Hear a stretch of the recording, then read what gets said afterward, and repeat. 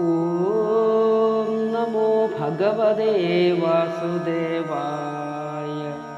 ഓം ശ്രീകൃഷ്ണ പരമാത്മനേ നമഃ. ശ്രീ മഹാഭാരതം കിളിപ്പാട്ട് ആദിപർവം തുടരുന്നു. ഭരതന്റെ രാജ്യഭരണം. തദനു ഭരതനാം ധരണീപതി വീരൻ സദയം പ്രജകളെ പരിപാലിച്ചു നന്നായി. ഇന്ദ്രനെ പോലെ 100 യാഗവും ചെയ്തു ഭൂമിക്കിന്ദ്രനായി. കണ്വമുനി തന്നെയും ഗുരുവാക്കി പത്മങ്ങളുടെ സഹസ്രാർത്ഥ ദക്ഷിണയും ചെയ്തുൽപ്പല രിപുകുലകീർത്തിയും വർദ്ധിപ്പിച്ചാൽ.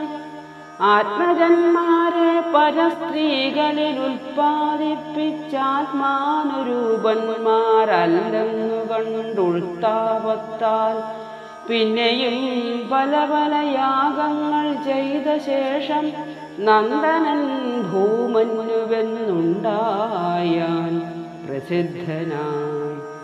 ഭൂമന്യുതനയനായി വിതഥനുണ്ടായി വന്നു. പ്രമദമാരിൽ സുഹോത്രാദികൾ 4 അവരിൽ സുഹോത്രനാമഗ്രജനായി രാജ്യം. അവനി അന്നു ചൈതന്യയോപലക്ഷണയായാൾ. സ്വർഗത്തിൽ നല്ലു ഭൂമി മണ്ഡലമെന്നാക്കിനാൻ. ദുർഗവും ഉറപ്പിച്ചു ജയിച്ചു ഭൂലോകവും. ഐശ്വാഹിയായ ഭാര്യ തന്നിലാത്മജന്മാരെ ശ്ലാഘ്യന്മാരായി മൂവർത്തമ്മയും ഉൽപ്പാദിച്ചാൻ.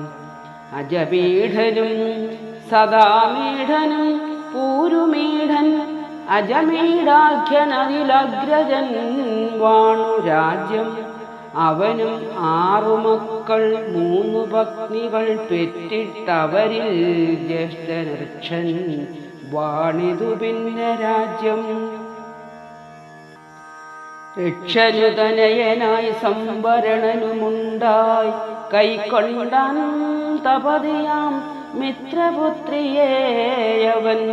അങ്കാരവർണോപാഖ്യാനത്തിലാർഷന്റെ കഥ മംഗലമതേ ജനമേജയ ചൊല്ലിയിടുവൻ.